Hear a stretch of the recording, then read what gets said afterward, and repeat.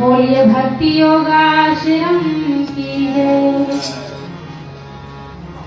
देखिए हम तो हिंदी भजन गा पाएंगे और हिंदी समझ में आती है ना आप लोगों को। चरण कमल बंदो हरिराई, चरण कमल बंदो हरिराई, चरण कमल बंदो हरिराई।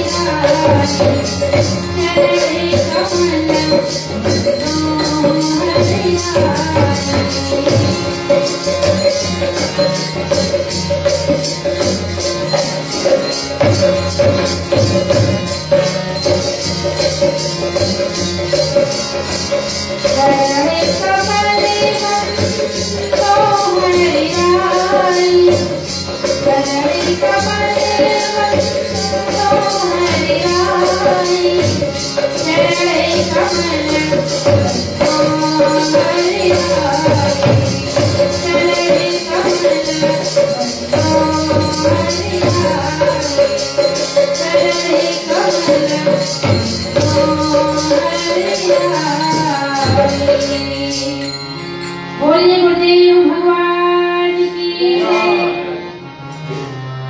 बोली लाडली सरकार की जय। राधा का नाम अनमोल, बोलो राधे राधे। हमारे साथ में गाना ताली बजाते हुए राधा का नाम अनमोल, बोलो राधे राधे।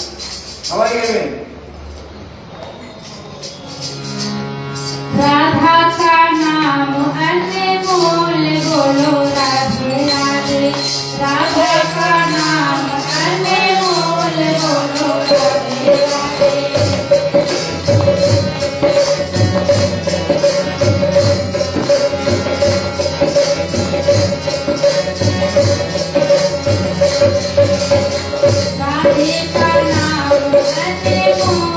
बोलो राधे राधे, राधे का नाम अनमोल बोलो राधे राधे।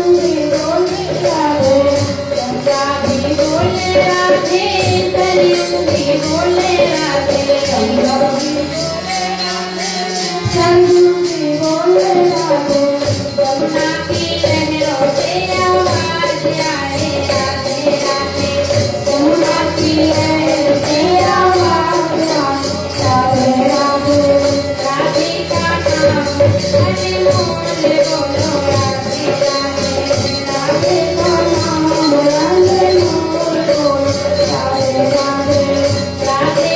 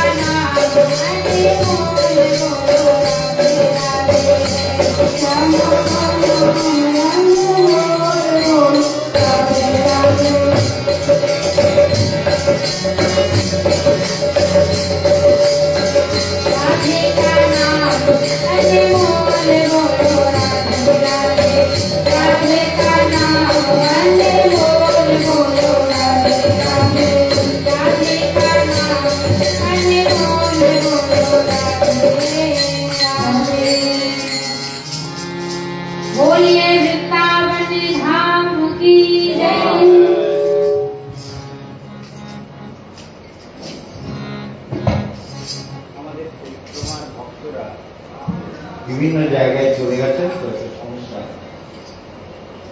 ভালো করে বসুন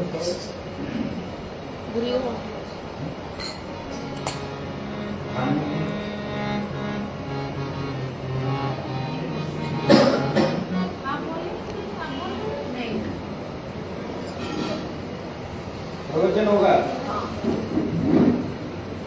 नहीं কথা বল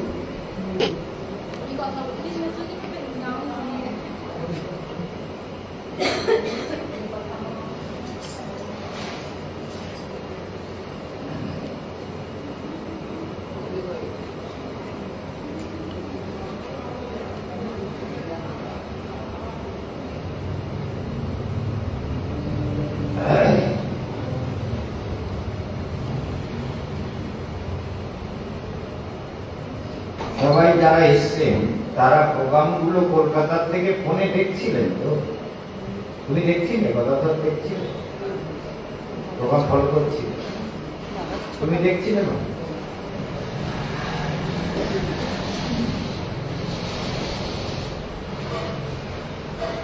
ভাগবতী একটা শব্দ নিয়ে বারবার আমরা বিশ্লেষণ করছিলাম যে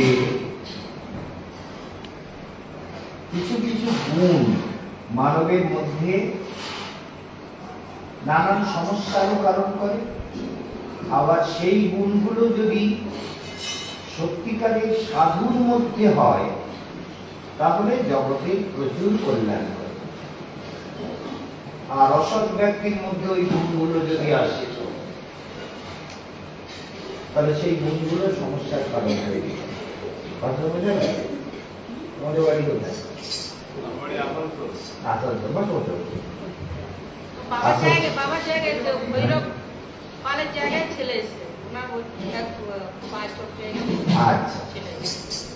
তো আমরা দেখতে পাই এই সৃষ্টির এমনই একটা গতি সেই গতিটা কিন্তু নিরন্তর ক্রিয়াশীল বুঝি আর না বুঝি যেমন নদী হিমালয় থেকে যে গঙ্গা বা যমুনা অলকানন্দা মন্দাকিনী বিভিন্ন ধারা যেগুলো চলে আসছে সেগুলোকে কিন্তু আমরা রুখতে চাইলে রুখতে পারবো না আমরা যতই কায়দা করে বাঁধ টাঁধ দেই সরকার অনেক জায়গায় করেছে জল বিদ্যুৎ প্রকল্প করেছে কিন্তু তথাপিও জল ছাড়তে হবে কারণ জল কতক্ষণ বেঁধে রাখবো কতটা উঁচু করবো তাহলে তো একদম হিমালয়ের মাথার উপর দিয়ে বাঁধ যাবে আর দয়া করে জল সর্বনাশ হয়ে যাবে তাই না তাহলে জলকে কখনো বাঁধ দিয়ে রেখে দেওয়া যাবে না তেমনি আমাদের জীবন পথ এই যে আমরা মানুষের জীবন পেয়েছি এটাকেও কোনোভাবেই বাঁধ দিয়ে রাখা যাবে মানে আটকে রাখা যাবে আমরা যদি বলি যে ধরো যে আমরা ছোটবেলা যেমন ছোটবেলার একটা আনন্দ বাচ্চাকালের একটা আনন্দ থাকে না এটা কিন্তু বড় অদ্ভুত যত বয়স হয় তত দায়িত্ব বোঝা বাড়তে থাকে তাই না? যত দায়িত্ব হবে তত বোঝা বাড়তে থাকে। কিন্তু যখন ছোট থাকে বাচ্চা, তার কোনো দায়িত্ব নেই। খিদে লাগলো মাকে বলছে, বাবাকে বলছে খেতে দাও, খেতে দিক না দিতে পারলে কাঁদবে, কিন্তু তার তো কোনো দায়িত্ববোধ নেই। বালক সে তার দায়িত্ববোধ নেই যে খাবার কোত্থেকে আসবে, কি বাবা খাওয়াই করে দেবে। যদি গরিবের সন্তান হয় তাহলে সে কিন্তু বুঝবে না, বোঝার চেষ্টাও করবে না যে আমার বাবা বা মা খাবারটা কোত্থেকে দেবে। সে কিন্তু বলবে আমাকে দাও।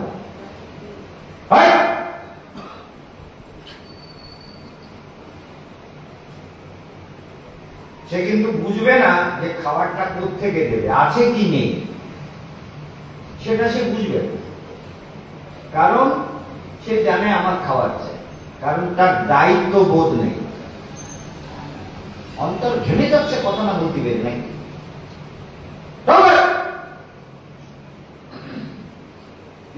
দেখা যাচ্ছে যে এই পৃথিবীটা নিজস্ব গতিতে চলে।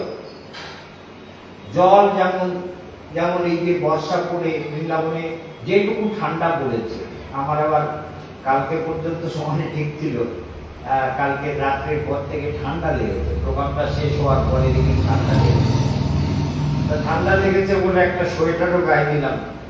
এখানে কিন্তু আমরা এসব গায়ে দিই না, গরম ছিল। বর্ষা হয়েছে বেশ পরশু থেকে, পরে বেশ একটা ঠান্ডা পড়ে। তাহলে কালের গতিতে সবই বদলায়, তাই না?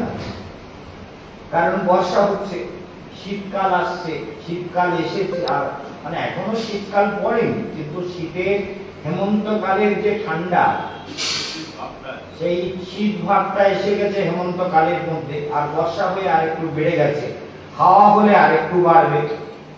এটাই নিয়ম। এই নিয়মেই আমাদের জীবন পথ চলতে থাকে।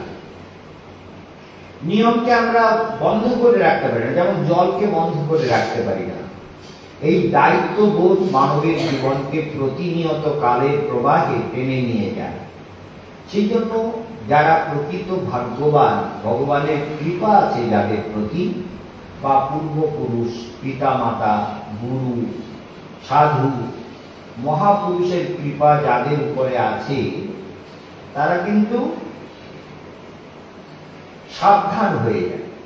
এই জন্য একটা কথা আছে, সাধু সাবধান, ফের কহি করো অবধান। ফের কহি, আবার বলছি, অবধান কর, মানে মন দিয়ে শোনো, সাধু সাবধান। তাহলে সাধুর কর্তব্য কি? সাবধানতা অবলম্বন করা। সাবধান মানে কি? বলে মরার আগে যাতে কর্তব্য কর্মটাকে করে যেতে পারে। এই যেমন তীর্থ পরিক্রমা, এটা একটা কর্তব্য। কর্তব্য মানে কি?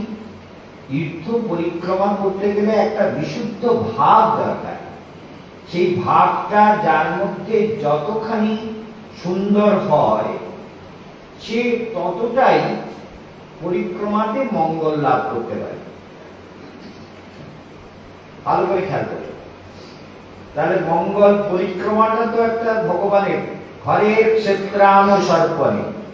ভারতীয় দর্শন বলছে হরির ক্ষেত্র প্রদক্ষিণ করা, হরির ধাম, ভগবানের লীলাভূমি ব্রজধাম, এটা পরিক্রমা করা। তো পরিক্রমা করব কেন? কারণ মনটাকে পরিশোধন করবার জন্য। তা নাহলে এত পরিশ্রম করে, টাকা খরচ করে, গুরুদেবের কাছে এসে হরিকথা শ্রবণ করে সবকিছু করলাম, কিন্তু যদি তার এফেক্ট, তার একটা ফল তো পাবো, সেটা যদি না পাই, তাহলে কি হলো? পরিশ্রমটা বৃথা হয়ে গেল। স্থূল তুষাবঘাতী নাম। ভাগবত বলছে, এই বৈষ্ণব আচার্যরা বলছেন, যাবৎ সুদন্তি জঠরে জঠরা পিপাসা তাবৎ সুখায় ভবতি না, তাবৎ সুখায় ভবতু নানা ভক্ষকে তাবৎ সুখায় ভবতু। মানে যতক্ষণ পেটে খিদে আছে, খাদ্যগুলো ততক্ষণ ভালো লাগে। আর যদি পেটে খিদে না থাকে, তাহলে খাদ্য খেতে ইচ্ছা থাকে না, পেট যদি ভরা থাকে কিংবা পেটে বায়ু হয়ে গেছে, গ্যাস হয়ে গেছে, গলার কাছে টক ঢেকুর উঠছে, এরকম যদি হয়, আর এগুলো নানান কারণ থেকে হয়, সেগুলো আমাদের বিশেষ করে খাওয়ার ব্যাপারে ভারতের ঋষিরা, এখানে ভাগবত ব্যাখ্যা হচ্ছিল, যারা শুনেছেন তারা জানেন যে খাদ্যটাও কিন্তু ঔষধি। জীবন সমুদ্রকে, হৃদয় সমুদ্রকে মন্থন করবার জন্য যে ঔষধিগুলো দরকার সেটার নাম খাদ্য। ধরুন আমার অন্ন খেলে শরীর খারাপ হবে, তাহলে অন্ন খাবো না। অনেক মায়েরা বলে আমরা রাত্রে খাবো না, মুড়ি খাবো। খাও, আমাদের পারোনামা বলে মুড়ি খাও, আর কিছু খাবো না, মুড়ি খায়। তো মুড়ি খায়, তাহলে মুড়ি খেলে যদি শরীর ভালো থাকে আমার সেটাই খেতে হবে, কারণ ওরা ঋষিরা বলেছে যে খাদ্যটাকে ঔষধি রূপে ব্যবহার করতে হবে। খাদ্যটা ঔষধি, আমার শরীর যাতে সুস্থ থাকে তেমন খাদ্য আমাকে খেতে হবে। এটা হচ্ছে ব্যাপার। যেমন শীতকালের দিনে আমাদের শান্তিবাবু বলে আমি প্রায় মেথি শাক নিয়ে আসি। মেথি শাক শীতের জন্য, ঠান্ডার জন্য ভালো, মেথি শাক খেলে ভালো। মেথি শাক যদি শীতকালে কিনে রান্না করে খাওয়া যায় তাহলে সেটা একটা ওষুধের কাজ করে, মানে শরীরের জন্য উপকার করে। আর শরীরটা যদি, হজমটা যদি, মাথাটা যদি ঠিক থাকে তাহলে সাধনা করতে ভালো লাগবে, সত্যি না? আর যদি শরীরটা ভালো না থাকে, এসব একদম জুড়ে আছে। শরীর, শরীরের সঙ্গে মন, আর মনের সঙ্গে আত্মা। ত্রিকূট পর্বতের ব্যাখ্যা করছিলাম, শোনা হয়েছে কি যে কবিরাজ ত্রিকূট পর্বতে থাকে, তিনটে চূড়া, একটা স্বর্ণময়, একটা লৌহময়, আর একটা রৌপ্যময়। তিনটে চূড়ার একটা পাহাড়, তিনটে চূড়া একটা পাহাড়ে, সেখানে কবিরাজ থাকে। চিন্তা, কবিরাজ মানে জীবাত্মা। জীবাত্মা এই জন্য কবিরাজ, মানে আমরা সব কবিরাজ, মানে হাতি, বলবান, সবাই নিজের নিজের অহংকার, অস্মিতা, দম্ভ সব আছে। এতদিন হিন্দিতে বলেছি, কিন্তু আজকে প্রথম বাংলা বলতে শুরু করলাম। তো যারা হিন্দু আমাদের ভক্তরা বলতেন বাংলা বলতেন না, আরে না, বাংলা বলা হবে, হিন্দি বলা। এখন প্রশ্ন উঠে দাঁড়াচ্ছে যে এই যে কবিরাজ ত্রিকূট পর্বতে সে বাস করে, জীবাত্মা, তার মানে মন, বুদ্ধি আর অহংকার। মন, বুদ্ধি আর অহংকার। অহংকার হচ্ছে লৌহ শৃঙ্গ, আর মন হচ্ছে বুদ্ধি হচ্ছে রৌপ্য শৃঙ্গ, আর মন হচ্ছে স্বর্ণ শৃঙ্গ, মানে চূড়া। এই তিনটে চূড়া। তাহলে জীব, এই তিন চূড়ার মধ্যে জীব, জীবাত্মা বলবান, সে কিন্তু ফেসে আছে সংসার পথে। আর ফেসে থাকার জন্য সংসার সরোবরে সে সুখের লালসায় কত রকম রাস্তা খুঁজছে, সবাই খোঁজে, সৃষ্টির আদিকাল থেকে অন্ত পর্যন্ত। আমরা যেমন, ধরুন আপনারা যারা এই বৃন্দাবন ধামে এসেছেন পরিক্রমা করবার জন্য, কেন এসেছেন? ও ফ্যানটাকে দরকার হলে বন্ধ করে দাও, ফ্যানে অসুবিধা হচ্ছে না, ঠান্ডা লাগছে। এই আপনারা দেখতে পান না এগুলো লোকে ঠান্ডা লাগছে, বন্ধ করে নেই, এই জন্য আলোচ্য বিষয় হচ্ছে,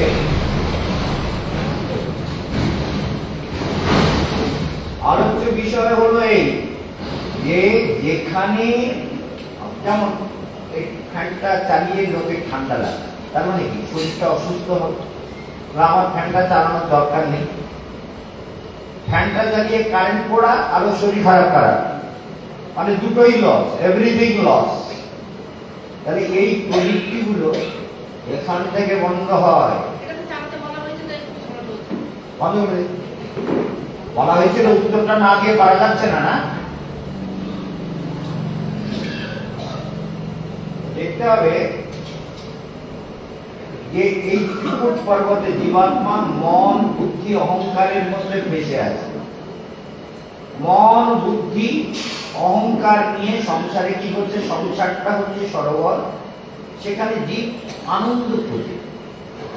আর আনন্দ খোঁজাটাই হচ্ছে স্বাভাবিক, স্বতঃসিদ্ধ, এবং সেটাই জীবের কাম্য, তাই না?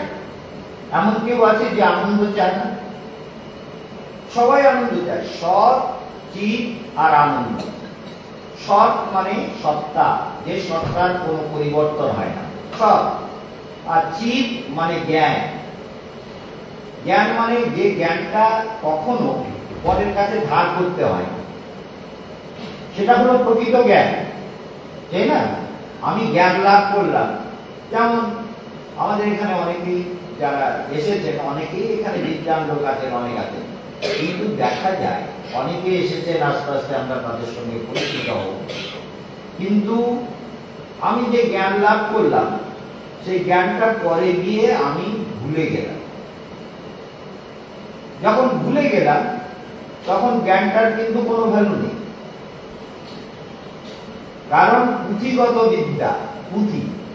আমার বাড়িতে না বহু বই আছে, বেদ, উপনিষদ, বেদান্ত, পুরাণ, 18 পুরাণ, আর ওই মহাভারত, আর গ্রন্থ, আর বড় বড় সাহিত্যিকের লেখা, বঙ্কিমচন্দ্রের, শরৎচন্দ্রের, রবীন্দ্রনাথের বহু বই আছে, কয়েক লাখ টাকার বই আছে। আমাদের এক ভক্ত আমাকে বই দান করেছিল, সে গোবিন্দ দত্ত বলে, বালিগঞ্জে বাড়ি, বহু বই। সে বই সব আমার গুরুদেবের আশ্রমে, আমি তখন ছিলাম, আশ্রমে নিয়ে সেখানে সব আমরা সাবজেক্ট ওয়াইজ ভাগ করে সব আলমারিতে রাখা হয়েছে। তাহলে কিছু লোকে এই গোবিন্দ দত্ত বলছে যে আমার বৃন্দাবনে এসেছিল, পরিক্রমা করেছে, গোবিন্দ দত্ত আমার বক্তৃতা শুনে এত মুগ্ধ, এখন তো আপনাদের সঙ্গে একটু একটু কথা বলছি, তো এত মুগ্ধ হয়েছে, তিনি বলছেন আমি আপনার হাতে আমার বইগুলো দিয়ে মরলে আমি শান্তি পাবো। কেন? বলে আমার ছেলেগুলো কেউ এইসব বই টই যে কিনেছি, আমি চাকরি করতাম তো বই কিনে আনতাম, কেউ পছন্দ করতো না, আর এখনো কেউ পছন্দ করে না।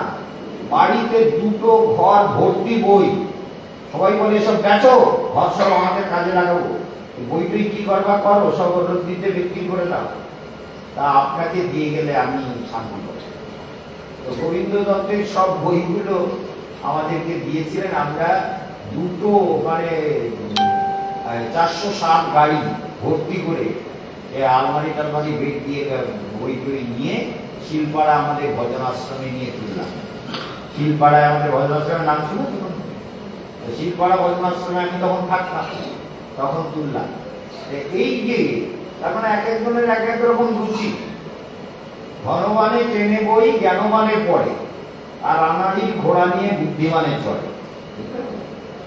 কি বুঝেছো? আনাড়ির ঘোড়া নিয়ে বুদ্ধিমানে চড়ে। বই কিনেছে, বইয়ে কিছু বোঝে না, কত বই তার কাছে। আমাদের গুরু মহারাজের একটা বই লেখা আছে, বেদের পরিচয় বই, সেই বইটা পর্যন্ত তার কাছে, আমাদের কাছে একটাও কপি নেই, সব বিক্রি হয়ে গেছে। আর উনার বাড়িতে গিয়ে সেই বইটা পেয়েছে, উনার স্টকে সেই বইটা পাওয়া যায়। গুরুদেবের বহু বই আছে, গুরুদেবের কতগুলো বলতে গেলে বলতে হয়, মানে গুরুরও কপাল। গুরু যদি ভালো শিষ্য না মেলে না, সে গুরুর কপালে মহাদুঃখ, মহাদুঃখ। যদি শিষ্য ঠিক না হয়, তাহলে গুরুকে যে কি করবে। আমার গুরুদেবের দুনিয়ার বই লিখেছেন, টিচিংস অফ শ্রী চৈতন্য, ভক্তির সমৃদ্ধ সিন্ধির ইংলিশ নির্ভর, my lecture in England and Germany, my first year in England, my second year in England. তারপরে দুনিয়ার বই, বিরহ বেদনা, মুখ মুখ, চৈতন্য দর্শন, বৈকুণ্ঠের পথে, বিভিন্ন বই লিখেছেন।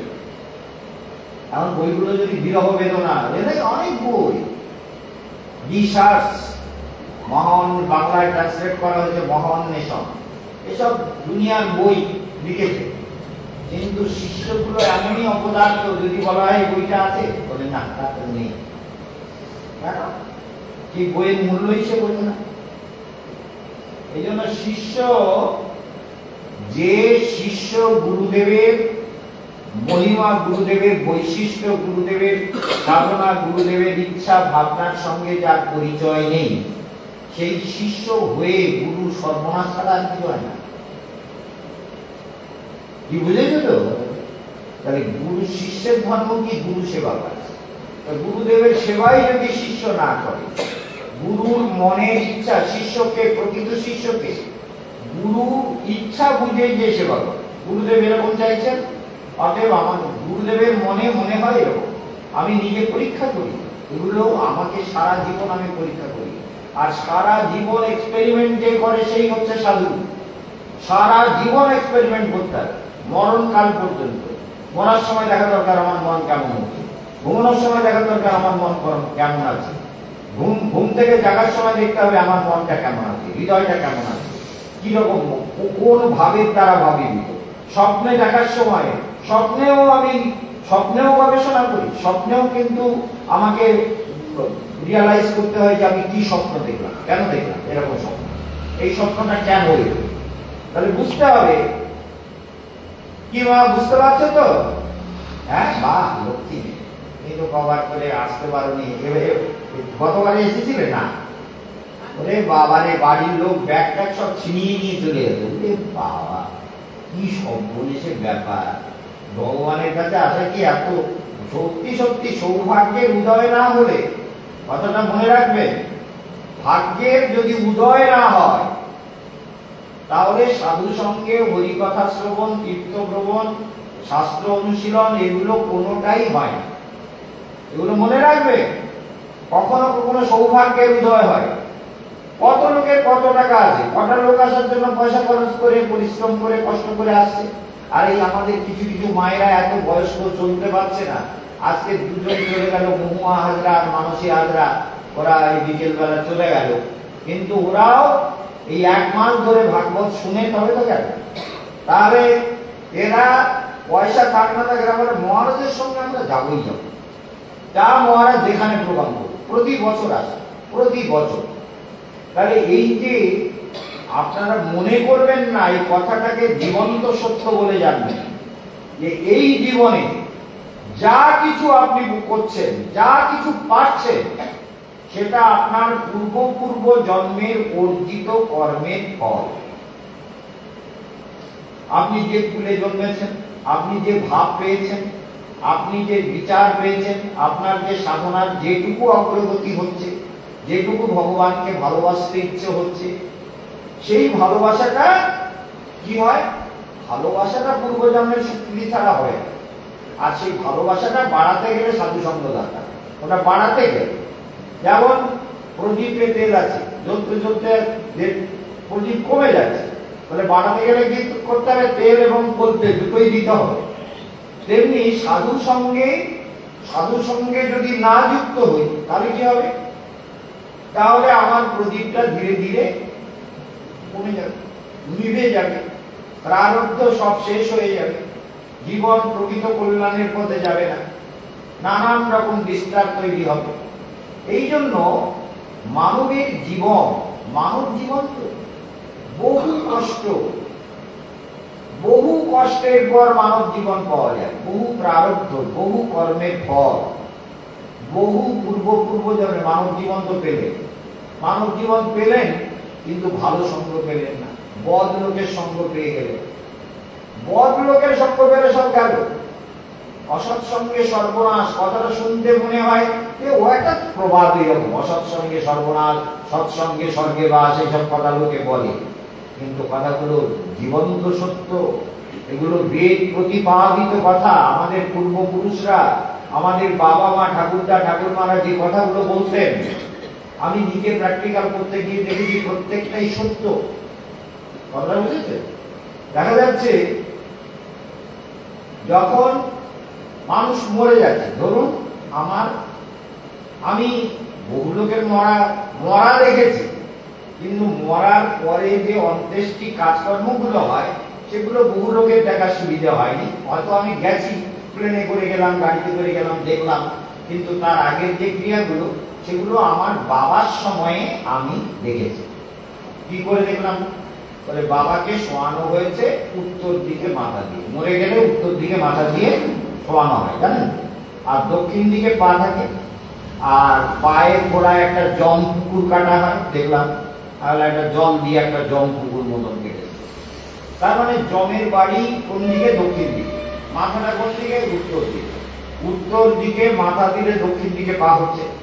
তাহলে মনে রাখবেন, আমি বলি এটা কি রকম ব্যাপার, বলে এইরকমই আমাদের বিধান, আমি শাস্ত্রের সঙ্গে মেলালাম। বলে তাই তো, মানুষের উত্তর দিকে মাথা থাকলে তার দৃষ্টিটা পড়বে কোন দিকে? দক্ষিণ দিকে, জমের দিকে। জম থাকে দক্ষিণে, হচ্ছে জমের অবস্থান, জানেন? জমের অবস্থান কোথায়? আমার লেকচার যারা শুনেছে তারা ভালো করে জানে। মহারাজ কি বলেন? পূর্ব দিকে ইন্দ্রদেবের অবস্থান, ইন্দ্র আর সূর্য, আর ঈশান কোণে রুদ্রের অবস্থান আর বৃহস্পতি, আর উত্তরে বিষ্ণুর অবস্থান আর বুধ, আর উত্তরের একটু বাঁ দিকে চেপে কুবেরের অবস্থান, আর বায়ু কোণে পবনদেব আছে আর শুক্র আছে। সেই জন্য যদি বাড়িতে সুখী হতে হয় তাহলে বায়ু কোণটাকে সাজিয়ে রাখে। যেমন ধরুন রজনীগন্ধা কিংবা গন্ধরাজ ফুল কিংবা গোলাপ ফুল কিংবা ডালিম, এগুলো যদি আমরা বায়ু কোণে সুগন্ধি ফুলের চারা লাগাই কিংবা হাসনা হেনা, এগুলো বায়ু কোণে যদি লাগাই তাহলে বাড়ির অশুভ দোষ অনেক অংশে কেটে যায়। সেজন্য বায়ু কোণ। আবার দেখা যাচ্ছে আর একটু পশ্চিমের দিকে চেপে বিশ্বকর্মা থাকে, বিশ্বকর্মার অবস্থান। পশ্চিমে ডাইরেক্ট থাকেন বরুণ দেব। বরুণ আর সরস্বতী এবং লক্ষ্মী পশ্চিমের দিকে অধিপতি দেবতা এবং বরুণ। আর দেখা যাচ্ছে নৈরিত কোণে পাপ পুরুষ থাকে, রাহু, শনি, কেতু, এদের অবস্থান। পশ্চিম মানে নৈরিত কোণ, নৈরিত কোণ। আর দক্ষিণে থাকে যমরাজ, যমরাজের দিক হচ্ছে দক্ষিণ। আর অগ্নিকোণে থাকে অগ্নিদেব, গণেশ, আর অগ্নিকারক গ্রহ হচ্ছে মঙ্গল। ভালো করে মনে রাখবেন, অগ্নিকারক গ্রহ হচ্ছে মঙ্গল। যদি কোনো ব্যক্তির সত্যি সত্যি ভাগ্য উদয় হয়, কথাগুলো ভালো করে মেলাবেন, যারা আমার কথা বহুকাল ধরে শুনছেন তাদের পক্ষে বুঝতে একটু সুবিধা। কি সত্যি সত্যি ভাগ্য উদয় হলে বাড়ি করার জন্য ভালো জমি পাওয়া যায়। কারণ আমরা এমন জমি কিনলেন, সেই জমি নিয়ে আমার কাছে দৌড়াচ্ছে। আমি বললাম এই জমি তো বাড়ি করলে তোমার সর্বনাশ হয়ে যায়, তুমি কোনোদিন শান্তি পাবে না। আর যাদের বাড়ি ওই রকম জমিতে হয়েছে তাদের বলি যে বাড়িতে তো কোনোদিন আপনি শান্তি পাবেন না। বলে কি করতে হবে? বলে এই করতে হবে। তো কেন বলি? আমার কি দায় বলেছেন নাকি লোককে খারাপ করার জন্য?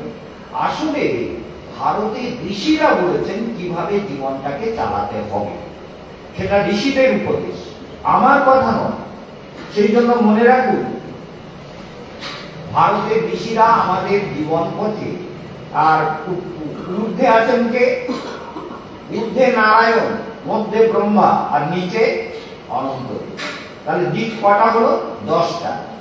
পূর্ব, পশ্চিম, উত্তর, দক্ষিণ 4টে, আর অধ আর ঊর্ধ্ব নিচে 6টা হলো। আর 4টে হচ্ছে ঈশান কোণ, বায়ু কোণ, নৈরিত কোণ আর অগ্নি কোণ।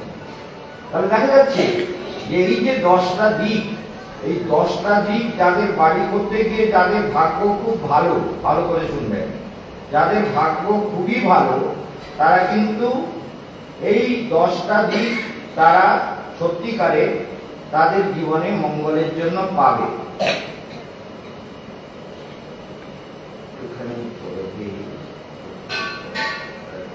আমরা একটু যে অনলাইনে দিয়েছে অবশ্য, সেটাকে আরেকটু করে দিলাম। তো এই জন্য এই যে দিকগুলো, 10টা দিকগুলো যদি আমাদের ঠিক থাকে তাহলে আমাদের জীবন কত ঠিক থাকবে। একদম কোন বাড়িতে লোকগুলো ভালো আছে সেটা আমরা বাড়িতে ঢুকলেই বলে দিতে পারি, এই বাড়ির লোকগুলো ভালো, এদের পরিস্থিতি ভালো, পরিবেশগত ভালো, এরা আর্থিক উন্নতি করবে, সংসারে উন্নতি হবে, এটা বলে দেওয়া। কারণ এটা আমার বিদ্যা না, তো ঋষিদের দেওয়া বিদ্যা। ঠিক তেমন মানবের জ্যোতিষ চক্রে ভাগ্য বিচার করলে আমরা বলে দিতে পারি এই লোকটার কতটা সাধন ভজন হবে, কতটা ভগবানকে ভালোবাসবে, সত্যিকারের মুক্তি পাবে কিনা। বলুন তো, আমি অনেকবার বলেছি মুক্তিকারক গ্রহ একটা আছে, মুক্তির কারক গ্রহ। সেটা কি জানেন কি? কেউ বলতে পারবে? মুক্তির কারক, যে গ্রহটা মুক্তির কারক হয়।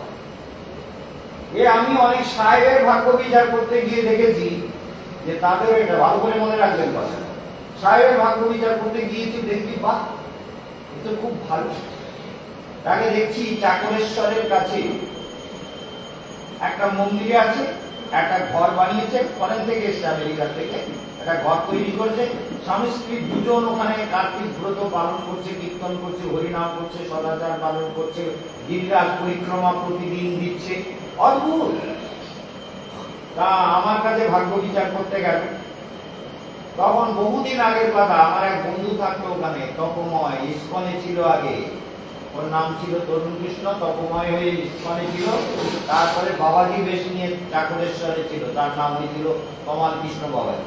এখন এই তমাল কৃষ্ণ বাবাজি ওখানে ওরা ঘটঘট করেছিল। তা আমি ওর ছক করতে গিয়ে দেখলাম ওই সাহেবে দ্বাদশে কেতু রয়েছে, আর পাপ গ্রহের দৃষ্টি নেই। এটা মনে রাখবে, যে জাতকের দ্বাদশে কেতু থাকে আর ষষ্ঠে রাহু থাকতেই হবে, কারণ কেতু যেখানে আছে তার 180 ডিগ্রিতে রাহু থাকে, রাহুর 180 ডিগ্রিতে কেতু থাকে। পৃথিবীর পরিমাণ কত? 360 ডিগ্রি। পৃথিবীর পরিমাণ হচ্ছে 360 ডিগ্রি, তার মধ্যে 180 ডিগ্রিতে কেতু আর রাহু থাকবে। আর এই 180 ডিগ্রির মধ্যে যদি একটা সাইড পুরো ব্ল্যাঙ্ক থাকে, মানে কোনো গ্রহ না থাকে, তাহলে কালসর্প দোষ হবে। আর সেই কালসর্প দোষে যদি আরো মাঙ্গলিক দোষ বা বীজযোগ তৈরি হয়, সেই জাতকের জীবন বিষময় হবে, সে কোনোদিন সুখী হবে। তাই স্বর্গের অপ্সরী নিয়ে সংসার করুক, আর সুন্দরী বউ হোক, আর কোটি টাকা থাক, আর বাবা 10টা বাড়ি করে দিই, সে কোনোদিন সুখী হবে। কারণ গ্রহ মানবের জীবনে ভাগ্যং ফলতি সর্বত্র নচ বিদ্যা নচ বল, না বিদ্যা না বল, কোনোটাই থাকবে না। গ্রহ যেমন বলবে তেমন হবে। সেই জন্য মুখ্য কারক গ্রহ কাকে বললাম? ভুলে গেলেন? কেতু। কেতু হচ্ছে, কেতু যাদের দ্বাদশে আছে, যেমন আমার লগ্নের দ্বাদশে কেতু, সঙ্গে শুক্র বসে আছে লগ্নপতি দ্বাদশে। এই লগ্নপতি দ্বাদশে বসে থাকলে সেই জাতকের জীবনে কখনো প্রয়োজনীয় অর্থের অভাব হয় না। সে যত প্ল্যান করবে তার জীবনে কখনো প্রয়োজনীয় অর্থের অভাব হবে না। কেন হবে না? বলে গ্রহ এরকম সারা 360 ডিগ্রিকে কভার করে লগ্নপতি এসে দ্বাদশে বসে আছে, তার মানে তার জীবনের প্রয়োজনীয় সমস্ত কিছুকে মেটাবার জন্য সেই গ্রহ তৈরি। ঠিক এরকম কেতু এমনই গ্রহ, যদি দ্বাদশে থাকে আর লগ্নে, যেমন আমরা জন্ম নিয়েছি, এমনই প্রভাব আছে। যদিও মানে অনেক কিছু করতে চাই তো অনেক কিছু করতে পারে। কেন? ধনপতি লগ্নে বসে আছে, ধনপতি বুধ লগ্নে বসে আছে, রবি লগ্নে বসে আছে, একে বলে বুধাদিত্য যোগ। এই বুধাদিত্য যোগ যাদের থাকবে, সেই জাতকরা হয় অত্যন্ত প্রখর বুদ্ধিমান। তারা পরিস্থিতিকে কিভাবে ট্যাকল করতে হয়, শয়তানের সঙ্গে কতটা শয়তানি করতে হবে, দুষ্টু লোককে কতটা বসে আনতে গেলে কতটা ভালোবাসতে হবে। কাউকে ভালোবেসে বসে আনতে হবে, কাউকে আবার ভালোবাসা না দিয়ে ডান্ডা মেরে বসে আনতে হবে, তাই না? সব একরকমই হয় না। এটা সৃষ্টির নিয়ম নয়। ভগবানও জগতে যখন এসেছে, ভালো এসেছে, আবার দরকার হলে সুদর্শন দিয়ে গলাও কেটেছে, তাই না? গলা কেটেছে। তাহলে দেখতে হবে যে যারা আমরা দৈবী শক্তি দিয়ে জগতে আসি, আমরা জগতে প্রয়োজন মতো অস্ত্র ব্যবহার করি। সেই অস্ত্রটা একরকম নয়, বিভিন্ন রকমের অস্ত্র হয়। সেই জন্য সেগুলো তার পছন্দ হতে পারে, নাও হতে পারে, কিন্তু সেটা বাস্তব সত্য। যেমন ভগবান সৃষ্টিতে আসেন, যেরকম প্রয়োজন সেরকম অস্ত্র প্রয়োজনে ব্যবহার করে, তেমনি আমাদেরকে করতে হয়। এটা বাস্তব সত্য, মনে রাখবেন। সেই জন্য জীবনটাকে আমাদের একটাই সুবিধা কি, যে আমরা যেমন, আপনারা যেমন এই ব্রত মাসের মধ্যে কার্তিক ব্রত, তার মানে উত্থান একাদশী পরশুদিন, জানেন ভগবান এখনো ঘুমাচ্ছেন। ভগবানের এইসব ব্যাপারে মজা আছে, ঘুমিয়েই আছেন, কোনো ব্যাপার নেই, 4 মাস ধরে ঘুমাচ্ছেন। সেই শয়ন একাদশী থেকে এই উত্থান একাদশী পর্যন্ত ঘুমিয়েই যাচ্ছে। ঘুমাও, আমরা আমাদের কোনো চিন্তা নেই, তুমি আমাদের পেটে আছো, ভগবান কি হচ্ছে? ভগবান আপনার জঠরে আছেন। বৈশ্যানর অহং বৈশ্যানর ভূত্বা প্রাণী নাম দেহ আশ্রিতা। আমি প্রাণীকুলের দেহ আশ্রয় করে বৈশ্যানর অগ্নিকূটে পচামি অন্নম চতুর্দিনম, আমি খাদ্য পরিপাক করছি। এই যে টেম্পারেচার পালসটাকে ধরতে দেখা যায় টিপ টিপ টিপ টিপ করছে, কেন? বলে ভগবান বলতেন ওই টেম্পারেচারটা আমি মেনটেন করব, না করলে তুমি বড় হয়ে যাবে, তোমার আর কিছু থাকবে না। তাহলে ভগবান এমনই বন্ধু, এমনই অজানা মিত্র, এমনই সখা যে নিরন্তর আমার জন্য ভজন করি বা না করি তার কিছু এসে যায়। তিনি তার কর্তব্য করতে কখনো দ্বিধা করেন। জীব ভজন করলে জীবের ভালো, ভজন করলে অমৃত লোকে যাবে, আর না করলে জগতে দুঃখ পায়, অনন্ত জন্ম জন্মান্তরে কালের চক্রে ঘুরতে থাকে। জীবন চলছে, তার কোনো হিসেব নেই। ৮০ লক্ষ জন্ম অতিক্রম করে মানব জন্মে আসা গেল। মানব জন্মে এসে যদি সাধনা করতে না পারি, তাহলে কবে সাধনা করব? কবে সাধনা হবে? ৮০ জন্ম অতিক্রম করে জগতে এলাম, এসেই যদি সাধনা করতে না পারলাম, তো তাহলে কি হবে? কি মা বুঝতে পারছো তো? তাহলে এই জীবনটা কেন পেয়েছো? ভজন করার জন্য। জনম লোভেছ কৃষ্ণ ভজিবার তরে, কৃষ্ণ না ভজিনু দুঃখ কহিব কাহার। সংসার সংসার করি মিছে গেল কাল, লাভ না হইল কিছু ঘটিল জঞ্জাল। জঞ্জাল, সব জঞ্জাল। তোমার কি মনে হয়? বলে না, জঞ্জাল টঞ্জাল নেই। জঞ্জাল আছে? আছে না? কতটা? পুরোটা না অর্ধেকটা? পুরোটা নেই। পুরোটার কোনটা কোনটা নেই আমাদের বলতে পারো? তোমার শরীরে কোনো রোগ নেই? তাহলে বুঝতে পারছো? শরীরের রোগ সব থেকে বড় জঞ্জাল।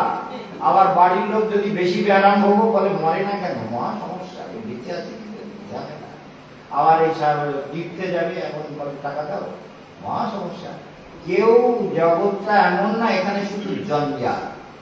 জগতে কেউ তোমার ভালো, জগতের সবাইকে যতই ভালোবাসো, এই জগতে কেউ তোমার ভালো চায় না। যার ভালো সেই চায়।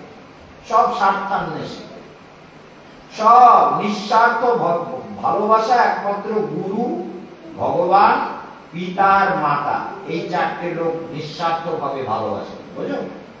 আর কেউ নিঃস্বার্থ ভালোবাসে? বাসে? প্রমাণ দিতে পারো না?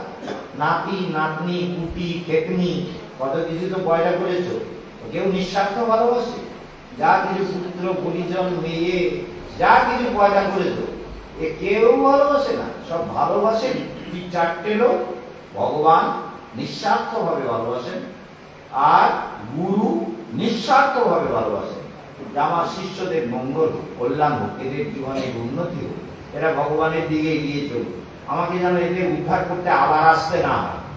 গুরুর দায়িত্ব, যখন দীক্ষা দেন তখন গুরুদেবকে শাস্ত্র বিহিত বিধানে বিধান দেওয়া হয়েছে যে গুরু দায়িত্ব নেন যে শিষ্যকে আমি উদ্ধার করব। উদ্ধার করার দায়িত্ব তো গুরু। তাহলে সেই গুরুর দায়িত্ব যদি গুরুদেব পালন না করে, তাহলে গুরু হবে কি করে? গুরব বহব সন্তে শিষ্য বিদ্যাপহারকা।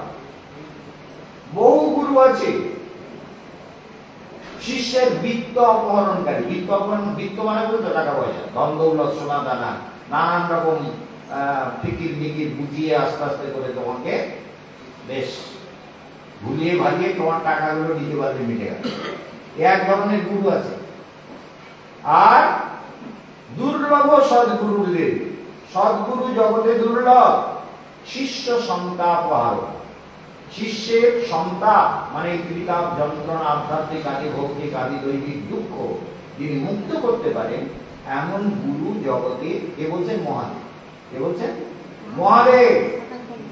দুর্লভ সদ্গুরু দেবী জানেন। শিষ্য সন্তাপহারকা, শিষ্য সন্তাপহারকা মানে শিষ্যের সন্তাপ হারক গুরু জগতে আলো করে মনে রাখে দুর্লভ। তাহলে সদ্গুরু পাওয়া দুর্লভ ব্যাপার। তাহলে আমাদের জীবনে আমরা যদি অধ্যাত্ম বিচার করি সাধনার পথে, তাহলে আমাদের জীবনের স্রোতটা ভগবানের দিকে মুড়ে দেওয়া যায়। স্রোতটা দেওয়া যাবে, যেমন ধরুন যেখানে ওই পান বিদ্যুৎ কেন্দ্র করেছে, জল বিদ্যুৎ কেন্দ্র, সেই জল বিদ্যুৎ কেন্দ্র যখন করেছে, বরাকর জল বিদ্যুৎ কেন্দ্র বা ওই হিমালয়ে যে জল বিদ্যুৎ কেন্দ্র করেছে, এই জল বিদ্যুৎ কেন্দ্রগুলো জলটাকে কি করছে, জলটাকে ওখানে টারবাইন ঘোরাবার কাজে লাগানো হচ্ছে। এত দ্রুত গতিতে দেখেছেন টারবাইন ঘোরানো, টারবাইন ঘুরতে দেখেছেন কিভাবে টারবাইন ঘোরে? জল এত তীব্র গতিতে ঢোকে আর টারবাইন এত তীব্র গতিতে ঘোরে, দেখা সম্ভব মানে দেখে বুঝতে পারবে না যে কিভাবে ঘুরছে। ভীষণ গতিতে টারবাইন ঘোরে, ওই টারবাইন ঘোরায় আর ওর থেকে বিদ্যুৎ তৈরি হয়, সেই বিদ্যুৎটা সাপ্লাই হচ্ছে। কয়লা বিদ্যুৎটা তাই টারবাইন ঘুরিয়ে বিদ্যুৎ তৈরি হয়। তাহলে বুঝতে হবে যে ওই যে গতি, অর্থাৎ জলটাকে বিভিন্ন ভাবে ঘুরিয়ে দেওয়া, কথা বলে জলটাকে তেমনি আমাদের মনের গতিটাকে ঘুরিয়ে দিতে হবে। মনের হৃদয়রূপী টারবাইনটা যাতে ঠিক মতো ঘোরে এবং বিদ্যুৎ তৈরি করে, তাই না? বিদ্যুৎ মানে ভক্তি, ভক্তি ভগবত ভজন সাধনা, ভগবানের প্রতি শ্রদ্ধা ভক্তি ভালোবাসা, ভগবানের সমর্পণ ভাব যাতে আমাদের হৃদয় তৈরি করে, তার জন্য আমাদের কি করতে হবে? আমাদের ওই টারবাইন ঘোরাতে হবে। তার মানে মতিটাকে, মানে আমাদের যে প্রবৃত্তির স্রোত বইছে, ভাগবত ব্যাখ্যায় বারবার বলেছে, শুনেছেন তো, যে এমন নারদ প্রশ্ন করছে যে এমন কোন নদী আছে বলতো যে এট এ টাইম দুদিকে বয়, দক্ষিণেও বয় উত্তরেও বয়, একই সময় দুদিকে প্রবাহিত হয়, কি করে হয়? অনেক কথা আছে, কিন্তু বলছে যে মানবের চিত্ত নদী, এই জন্য জীব এগোতে পারে না। জীব একবার বলে ভগবানের ভজন করি, আবার বলে ভগবানের এই ঘর সংসার ভগবানই তো দিয়েছে, তাই না? বলেন না, ঘর সংসার এই ছেলে মেয়ে ভগবানের না, বউ ভগবানের না, এই শ্বশুর শাশুড়ি ভগবানের না, সবই তো ভগবানের। তাহলে এদের প্রতি কর্তব্য করাটা কি ভগবানের না? কি বলবেন? বলে এগুলো সংসার বড় বিচিত্র, কিসের সংসার এই ছায়াবাদী প্রায়। ওই মা বললো না, পুরো ঝঞ্ঝাট, পুরো হচ্ছে জঞ্জাল না, কিছু কিছু জঞ্জাল। সংসার বড় বিচিত্র। কথা কইও না, অনেক কথা, কথা কইলে মুখ সারাই করে দেবো। আমি যা কইব তা শুনতে হবে, শুধু বুঝতে হবে। মনে মনে রেখো, এখন আলোচ্য বিষয় হচ্ছে যে সংসার পথটা বড় দুর্গম, দুর্গম সংসার পথ, দুর্গম পথস্থ কবয় বদন্তি।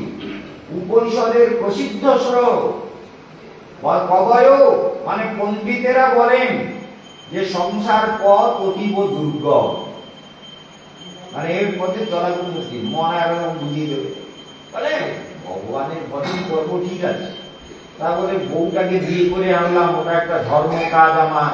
বউটা বিয়ে করলাম কেন?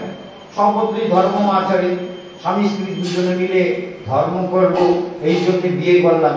কিন্তু ধর্ম তো আর হচ্ছে না, বউ একরকম ধর্ম, বরের আর একরকম ধর্ম, দুজন দু রকমের ধর্ম। এ বলে আমাদের ওখানে হোটেল আছে তো, আমরা কত রকমকে দেখি, আমারও তো হোটেল আছে, সেই জন্য সব বন্ধ করে দিয়েছে, ওগুলো সব ঠিক মতো। হ্যাঁ, বলে আমাদের বাগবাজারে হোটেল আছে। হ্যাঁ, বর এসে কার একটা বউকে নিয়ে ঢুকেছে, বউ এসেছে আর একটা কার বরকে নিয়ে, ওই হোটেলে এসেছে, দুজন এসে ওখানে ঝগড়াঝাটি হয়েছে। আমরা উপর থেকে 3 তলা থেকে দেখছি, নিচে দেখছি, বলে কায়দা মতন ঝগড়া হচ্ছে, কিরকম বুঝতে পারছে? আরে আরো অনেক কথা, সব বলতে চাচ্ছে, একটা এক্সাম্পল দিলাম খালি, হাজার হাজার ঘটনা চক্র। এই সংসার হচ্ছে শুধু জঞ্জাল। যতদিন পর্যন্ত মানবের আত্মজ্ঞান না হয়, ধর্ম চেতনা না হয়, ঈশ্বর উপলব্ধি না হয়, ততদিন মানব সংসারে জঞ্জাল নিয়েই থাকে। সেই জন্য মনে রাখতে হবে টারবাইনটা ঘোরাতে হবে। কোন টারবাইন? মন রূপী টারবাইন। মনকে ঘোরাতে হবে। মন যেদিকে ঘুরছে সংসারের দিকে ঘুরছে, এবার ওটাকে উল্টো ঘোরাতে, ভগবানের দিকে ঘোরাতে হবে। যতদিন না ঘোরাতে শিখবেন, ওটা হচ্ছে টেকনোলজি। আমার বইয়ের নাম সবই টেকনোলজি, বৈদিক প্রযুক্তিবিদ্যা, বৈদিক প্রযুক্তি। ওই টেকনোলজিটা যতদিন অধিগত না হবে, ভগবানের ধ্যান করবেন তো স্পাইনাল কর্ড সোজা করে বসুন। কেশবানন্দ বলে, আপনারা যদি বলেন মহারাজ আপনি চোখ বন্ধ করে কি দেখতে পাচ্ছেন, আপনি লেকচারে বলি তো প্রায় দেখেছেন চোখ বন্ধ করে কি দেখতে পাচ্ছেন। এখন কিন্তু চোখ বন্ধ করে আমি শুধু কেশবানন্দকে দেখতে পাচ্ছি, সত্যি কথা। আমি আমাকেই দেখতে পাচ্ছি, আর কাউকে দেখতে পাচ্ছি না। ভগবান খুব কম দেখি, আমি দরকার মনে পড়ে না ভগবানকে দেখতে হবে, কারণ আমি জানি আমি কি দেখতে চাই আর আমার সামনে কে। আমি আমাকে দেখছি না, দেখুন চোখ বন্ধ করে শুধু কেশবানন্দকে দেখছি। অদ্ভুত ব্যাপার। কখন কি আসবে তার কোনো ঠিক নেই, কারণ এইটাই জীবন, যে যখন ধ্যান করতে গেলে সংসারের চিন্তা ভাবনা, মনের চঞ্চলতা, অস্থিরতাকে দূর করে যে যত অভ্যাস করে। আর এই যেমন আমাদের এই অঞ্জনা ব্যানার্জি, অঞ্জনা মায়া ব্যানার্জি তো অঞ্জনা গান টান করে, ভালো মেয়ে, বেশ ভক্তিমতী তো বটেই, আর গুরুদেবের প্রতি বিরাট শ্রদ্ধা, সেটা তো আছে। কিন্তু প্রশ্নটা হচ্ছে বিরাট কাজ করে বাড়িতে, সকাল থেকে রাত পর্যন্ত মেয়ের কাজ, নাতির কাজ, ছেলের কাজ, বরের কাজ, রান্নার কাজ, সব কাজ, ভোরবেলা থেকে উঠে ঠাকুরের কাজ সব করে যাচ্ছে। মেয়েটা মার কাছে থাকে, কিন্তু কতটা কাজ করে জিজ্ঞেস করে, মার কাছে থাকে না। মা তো বলতেছে, মা করে যাচ্ছে। এই জন্য এই সংসার সারা জীবন করে যাও, তবু মন পাবা না। হ্যাঁ, একসময় মাটা মরে যেতে, তখন বলবে মাটা মরে গেল, কাজ টাজ করে দিত। মারে তুই কেন করলি, আবার কাজগুলো এখন কে করে দেবে? ওই জন্যই কাটবে, তোমার জন্য থরি কাটবে। আমার কাজগুলো তুমি রেজে বেড়ে খাওয়াচ্ছিলে, এত ভালোবাসছিলে, এত করে দিচ্ছিলে, এখন কে করবে? এই হলো সংসার, স্বার্থের সংসার। এই জন্য স্বার্থ যতদিন পূরণ করতে পারবা, ততদিন সংসারে সবাই ভালোবাসবে। এবার কাজ করছো বলে রোগা পাটকা শরীরেও খেটে যাচ্ছে, সব সময় কাজ করে যাচ্ছ, সেবা করে যাচ্ছ। গুরুদেব এটা কি করবো, ওইটা কি করবো, গুরুদেবকে আবার মাঝে মাঝে ফোন করে জিজ্ঞেস করো। এত কিছু যে করো, তুমি কি মনে করতে তোমার বাড়ির লোক সব তোমার উপরে খুশি হয়ে যাবে? আরে কেউ খুশি হয় না। এই সংসার বড় বিচিত্র। কাউকে একমাত্র পিতা, মাতা, ভগবান আর গুরু, এরা, আর জাগতিক ক্ষেত্রে স্বামী। স্বামীর সেবা করতে গিয়ে নির্দ্বিধায় সেবা করা উচিত, কারণ স্বামী ভগবানের আর একটা প্রতিমূর্তি। স্বামীর উপরে ক্ষুব্ধ হওয়া বা স্বামীকে অবজ্ঞা করা, অপমান করা, এটা কোন নারীর পক্ষে উচিত নয়। তাতে কি হয়, তাতে কি ঘোড়া হয়টা কি বলে কিছু হয় না। কি হয় বলে, ভজন করার প্রবৃত্তিটা নষ্ট হয়ে যায়। স্বামীকে যদি শ্রদ্ধা না থাকে, ভজনের ইচ্ছাটা নষ্ট হয়ে যাবে। নিন্দার যদি ঝগড়া হয়, তো সাধারণ ভজন করতে ইচ্ছে করবে না। মনের মধ্যে নানান ক্ষোভ তৈরি হবে, চিত্ত চঞ্চল হবে, ভেতরে অশান্তি থাকবে। আগে মনটাকে বুঝতে শেখো, ভগবানকে পরে বুঝো। আগে মনটা কি বলছে, ওটাকে যতদিন পর্যন্ত বুঝতে না শিখছো, মানে মনটা কি চায়, কেন চায়, সেটাকে প্রশ্ন করে তার উত্তরটা নিজের ভেতরে বুঝতে হবে। সেটা যদি আমি ঠিক মতো বুঝতে পারি যে আমার মন কেন আমার কন্ট্রোলে থাকে না, আমার বুদ্ধি কেন আমার কন্ট্রোলে থাকে না। এই ভগীরথ, ওদিকে ওই ওরা বড়রানীর সঙ্গে কথা হয়েছে? কথা হচ্ছে, কিন্তু বাসওয়ালা ওদিক থেকে ঘুরিয়ে আনছে, পাগলা বাবা দিয়ে আনছে। ওরা ফিরতে দেবে না না, ও তো 10 টাকা নো পারমিশন। এখান থেকে তো আমরা ছাড়িয়ে আনবো বললাম, তো ওখানে কিন্তু বাসওয়ালা শুনছে না। আমি তো কথা বলতে, ওই বাসওয়ালা ড্রাইভারকে দাও তো। না না, ড্রাইভারকে বলে দিতে হবে, আমি ভগবানের সঙ্গে ড্রাইভার দরকার নেই। তাহলে ওইখান থেকে আনছে, তো ওইখান থেকে নিয়ে এসে তাহলে এই ভিতর থেকে নিয়ে চলে আসতে পারো না? ভিতরের যে রাস্তা আছে, তার মাল আসবে কি করে? তাহলে অটো করে নিয়ে চলে আসবে। ঠিক আছে, বাসাটা ওইখান থেকে আনতে অটো করে তুমি চলে যাও। কবল বাবার ওখানে গিয়ে ওখান থেকে মালপত্রগুলো নিয়ে যাত্রীদের অটো করে করে সব চলে আসতে হবে। ও এনেছে যখন, আর কি করা যাবে? চলে যাও, চলে আসুক, চলে আসুক। এই বলে দে, বলে ওইখানে এসে পাগল বাবার ওখান থেকে যদি বাস ঢুকতে দেয় ভালো, যদি না দেয় তাহলে অটো করে চলে আসবে, কারণ ওখান থেকে তো অনেক রাস্তা, এইটাই নিয়ে এসছে, এটা কাছে হবে। তাহলে কি বলছিলাম, যে সংসার যাতনার স্থল, যন্ত্রণা। এখানে যে যত নিজেকে বুঝতে পারে সে তত ভাগ্যবান। নিজেকে, আমি কে, কেন জগতে এলাম, আমি তো মরতে চাই না, তাহলে মরবো কেন? আমি তো দুঃখ চাই না, তো দুঃখ হয় কেন? তাই না? এই চিরন্তন প্রশ্ন, চিরন্তন, চিরকালে। যে দুঃখ কেউ চায় না। ঋষিরাও বলছেন দুঃখম মাভূত সুখময় ভূয়া। উপনিষদের প্রসিদ্ধ মন্ত্র, দুঃখ যেন না হয়, হে প্রভু আমি যেন সুখী হই। তাহলে দুঃখম মাভূত সুখময় ভূয়া, দুঃখ চাই না, সুখ দাও। তাহলে সুখ হয় না কেন? ভগবান সুখ দিতে পারে? আরে ভগবানের বাপের সাধ্য কি সুখ দেয়? সুখটা তো মনের ব্যাপার। মনটা যদি তৈরি হয় তবে তো সুখ হবে, হৃদয়টা যদি তৈরি হয় তবে সুখ হবে। ভগবানকে বললাম সুখী করে দাও ঠাকুর, সুখী করে দাও, দিন রাত শুধু ঠাকুরের চরণ ধরে কান্তি লাগলাম, তো ভগবান সুখী করবে না? ভগবান ভাত রেঁধে দেবে, বলে খিদে পেয়েছে, ওর ভক্ত ভাত রেঁধেছে, খেয়ে নেবে, দেবে খেতে? ভালো করে বোঝো, এটা ধর্ম, এটা জ্ঞান, এটা কেশবানন্দের দেওয়া বিজ্ঞান। ভগবান রেঁধে খেতে দেবে না। এই যেমন আমাদের এই সাধু বাবা রান্না করছে, খুব ভক্ত বৈষ্ণব মানুষ। এবার মহারাজ আমি 30 তারিখে রান্না করে ভক্তদের প্রসাদ পাওয়াবো। উনি অন্য জায়গায় থাকেন, আজকে চলে এসছে 30 তারিখে রান্না করবেন। তাহলে এই যে এক একজনের এক এক রকমের ভাব, সেই ভাব অনুযায়ী ফল পায়। যার যেমন ভাব তার তেমন লাভ। সংসার পথে এটা মনে রাখতে হবে যে আমরা ভেতরটাকে যদি সুন্দর করতে পারি, মনটা, মন বড় সাংঘাতিক ব্যাপার। মনকে যা বলবে মন তার বিপরীত পথে চলছে। যেমন টারবাইনটা ঘুরছে, কারেন্ট তৈরি হচ্ছে, কিন্তু যদি টারবাইনটা উল্টো ঘোরাতে চাই কারো সাধ্য নেই। ঘোরাতে গেলে আগে বন্ধ করতে হবে, করে তারপরে উল্টো ঘোরাতে চাইলে তার সিস্টেম করতে হবে, তাহলে ঘুরবে, তাই না? সিস্টেমগুলো ঠিক করতে হবে। তেমনি আমাদের বন্ধ ঘুরছে সংসারে, সমানে টারবাইন ঘুরছে। তাহলে এই সংসারে যে আমাদের মন, মন রূপী টারবাইনকে ঘোরাচ্ছে যে কামনা বাসনা, কামনা বাসনার স্রোত নিরন্তর মন রূপী টারবাইনকে ঘোরাচ্ছে। তাহলে এই যে আমরা আমাদের মন রূপী টারবাইনকে ঘুরিয়ে চলেছে, এবার আমরা যদি ওটাকে উল্টো ঘোরাতে চাই যে না এ সংসার দিকে ঘোরাবো না, ভগবানের দিকে ঘোরাবো, তাহলে কি করতে হবে? আগে ওটাকে বন্ধ করতে হবে, তাই না? বুঝলে তো? আগে ঘোড়াটা বন্ধ করতে হবে, তারপরে সিস্টেম করতে হবে, ঠিক না? যেমন একটা ওই ধরো একটা বড় ডেকচির মধ্যে জল দিয়ে খুব জোরে ঘোরা ঘুরছে, কিন্তু এই জলটাকে হঠাৎ করে বন্ধ করতে যদি চাই, হাত দিয়ে যদি চেপে বন্ধ করতে চাই, তাহলে কি হবে? জলটা ছিটকে চারিদিকে জড়াবে। কিন্তু জলটাকে বন্ধ করতে গেলে কি করতে হবে?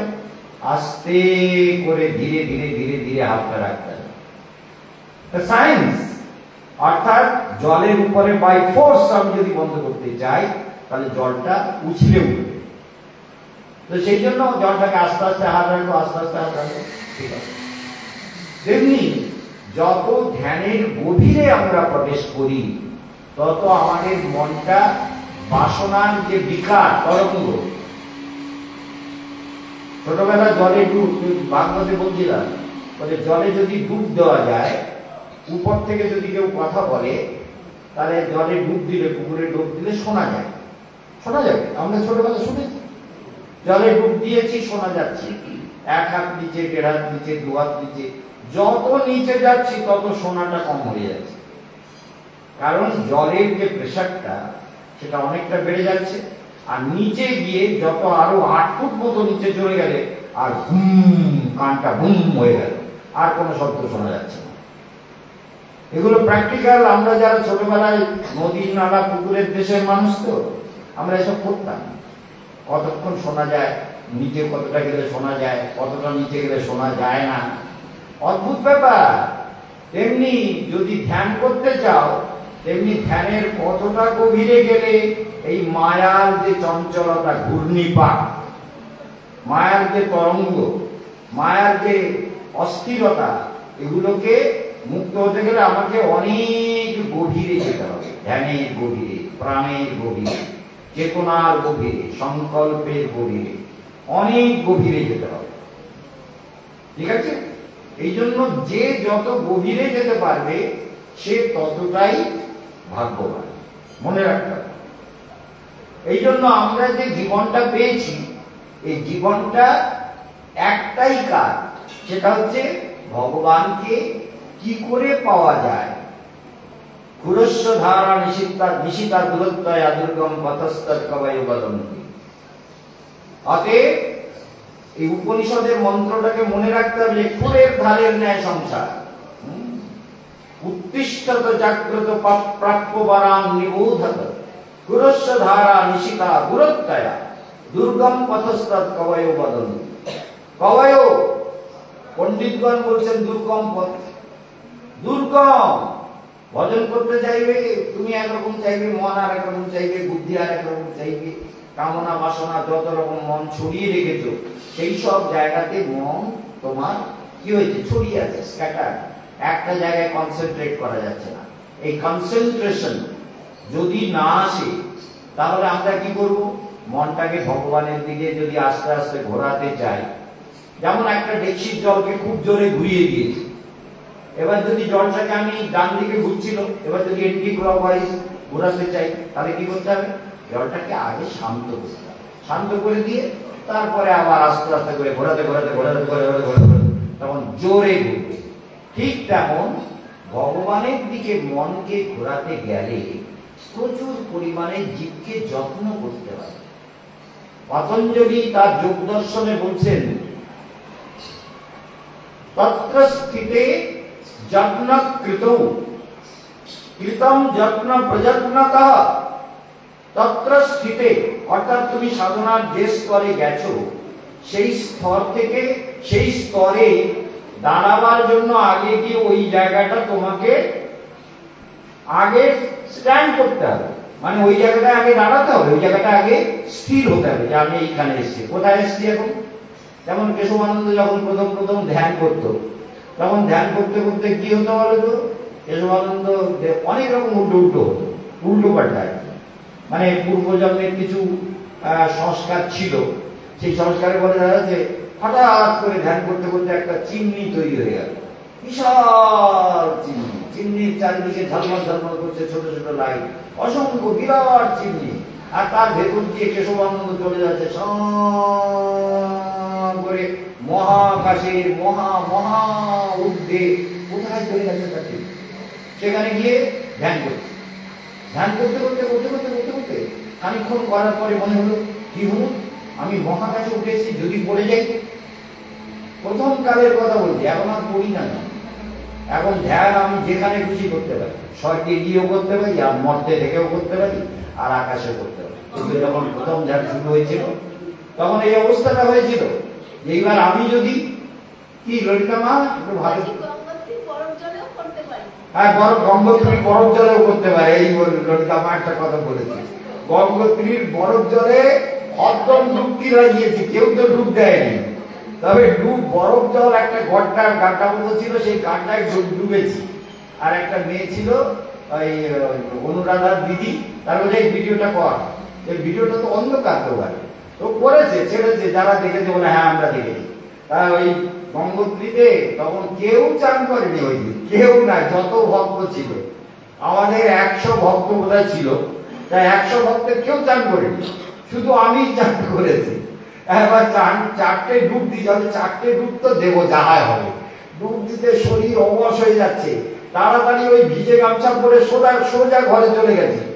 ঘরে গিয়ে বিড়লা ধর্মশালার ঘরে ছিলাম, ওখানে গিয়ে বাথরুমে গিয়ে গামছা টামছা নিয়ে শরীর টরীর দিকে একটু মুছে টুছে ঠিক করে, গরম জল তো কিছু পেলাম না, গরম জল ছিলও না, তা কি করবো?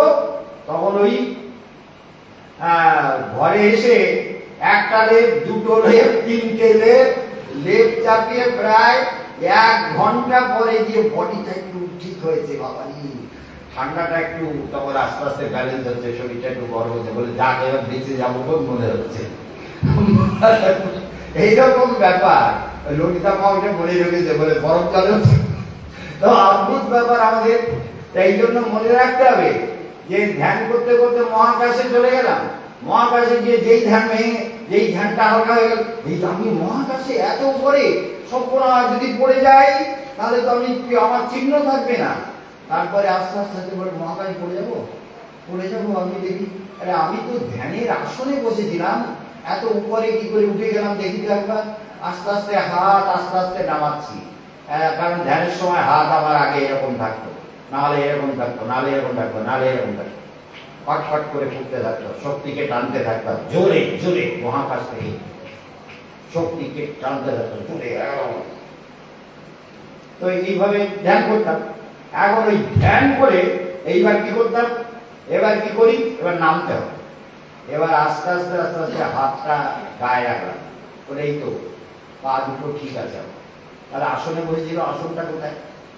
আসন উপযুক্ত আসনে বসে ধ্যান করতে হয়, যে আসনে ধ্যান করতে সুবিধা হবে এমন আসনে বসলেন। যেমন মহারাজ এখানে বসে বক্তৃতা দিচ্ছেন, আর মহারাজের এই বক্তৃতার আসনটা যদি মহারাজের বক্তৃতার মানে আরাম করে বসার উপযুক্ত না হয়, তাহলে এখানেই প্রতিদিন 3-4 ঘন্টা 5 ঘন্টা করে প্রোগ্রাম করেছে, কি করে হবে? হবে? সম্ভব না। তাহলে তেমনি ধ্যানে বসতে গেলে যদি ধ্যানে বসার সময় যদি শরীরটাকে ঠিক মতো, এই জন্য ভগবান বলছেন যে আসনটা ঠিক করো। অভ্যাস যোগে, অভ্যাস যোগ মানে জানেন তো, অভ্যাস যোগ 6ষ্ঠ অধ্যায়ে ভগবান বলছেন যে আসনটা ঠিক করতে হবে আর নির্দিষ্ট আসনে বসতে হবে। আজকের একটা আসনে বললাম, কাল একটা আসনে, এরকম নয়। এবং আরাম করে বসো, সুন্দর হও, শান্ত হও, মনকে স্থির করো, কুম্ভক করো। প্রতিদিন তো এগুলো শিখিয়েছি। কুম্ভক করো, মন্ত্র সমাহিত, মন্ত্র জপ করতে থাকো, রোটেশনে টারবাইন ঘোরাতে থাকো, মনের টারবাইনটাকে মন্ত্র জপের মধ্য দিয়ে চেতনাটাকে ঘোরাতে থাকো, ঘোরাতে ঘোরাতে ঘোরাতে ঘোরাতে। তাহলে কি হবে? ভালো করে বুঝতে হবে যে যত আমরা আমাদের চেতনাটাকে স্থির করতে পারবো, ভালো করে মনে রাখবো, চেতনাটাকে যত স্থির করতে পারবো তত আমাদের সাধনাটা কি হবে? সহজ হয়ে যাবে, তাই না? তাহলে যেই আপনি চেতনাটাকে স্থির করলেন, চেতনাটা শান্ত হয়ে গেল, তখন আপনি ভগবানকে ধীরে ধীরে, যেমন আমি আসনে আসন করে, হ্যাঁ আমি তো এই আসনে বসেছিলাম, এই তো আসনে আছি, তারপর ভয়টা বলে আর ভয়, ঠিক আছে তাহলে আর করবো না, ঠিকই জায়গায় আছে। আবার ধ্যান করতে করতে এমন হতো যে চেতনার শক্তিগুলো এমন ভাবে মানে বেশি নিজের ব্যাখ্যা না করে, তা আসুন চলে আসি আমরা। তাহলে মন, বুদ্ধি আর অহংকার কালকে থেকে পরিক্রমা শুরু হবে। কালকে সকাল থেকে আমাদের টাইমটা আমরা বলে দেব। আপনারা সকালবেলা চা আমাদের করে দেবে ভক্তরা টাইম মতো। চা খেয়ে বাসে উঠে পড়বেন। বাস যদি এখানে ভেতরে আসতে পারে রাত্রে, এখানে এসে দাঁড়িয়ে যাবে, এখানে এসে দাঁড়ালে এখান থেকে বাস নিয়ে চলে যাবে কোথায়, কারণ ওগুলো আমাদের রাস্তায় দরকার। ফিরে এসে প্রসাদ পাওয়াতে পারলে ভালো হয়, তা না হলে আমরা যদি অন্য কোথাও প্রসাদ পাওয়াতে চাই তাহলে সেটা আপনাদের বলে দেব, আমাদের গাড়ি করে আমাদের ভক্তদের প্রসাদ নিয়ে চলে যাবে, গিয়ে ওখানে প্রসাদ পাইয়ে দেবে। তাহলে মূল আলোচ্য বিষয় হচ্ছে আমরা আজকের থেকে জীবনের একটা নূতন ছন্দ তৈরি করব, নূতন গতি, নূতন ভাব, নূতন চেতনা। কেন? বৃন্দাবনে এসেছি। কেন? বৃন্দাবনে এসেছি, ভগবানের ধামে, চিন্ময় ভূমি, অপ্রাকৃত ভূমি, কৃষ্ণের লীলাস্থল। যে যত ভেতরে ঢুকবে সে তত সব পেয়ে যাবে। এই বৃন্দাবন আপনাকে সব দিতে পারে, ভগবানকেও পাইয়ে দিতে পারে, আত্মার প্রসন্নতা পাইয়ে দিতে পারে, নির্মলতা, আনন্দ, যা চান আপনি। জীবের সত্তার বাস্তবতাকে অনুভব করে দিতে পারে যে আমি যে আত্মা, আত্মাটাকে তো আমরা দেখি না, খুঁজি না। এই আত্মাকে যারা খোঁজে তারা হলো যোগী, আর আত্মাকে যারা রিয়ালাইজ করে তারাই হচ্ছে যোগী। আর আত্মার সঙ্গে পরমাত্মাকে রিয়ালাইজ করলে জীবন মুক্ত হয়ে গেল, জীবন মুক্ত, সারে বাসনা থেকে মুক্ত। সেই জন্য আত্মার রিয়ালাইজেশন যদি আমার মধ্যে যথাযথভাবে না আসে, আত্মার অনুভব অনুভূতি কি করে আসবে সেটা যদি আপনি বোঝার চেষ্টা না করেন তাহলে বঞ্চিত হয়ে যাবে। এই জন্য মনে রাখতে হবে যে আত্মার অনুভবটা আমাদের জীবনে একান্ত রূপে দরকার। সেই অনুভবটা আনতে গেলে কি করবেন? জপাত সিদ্ধি, নির্দিষ্ট আসনে বসে জপ করা, নিরন্তর জপ করার চেষ্টা, জপাত সিদ্ধি, জপাত সিদ্ধি, জপাত সিদ্ধি ন সংশয়।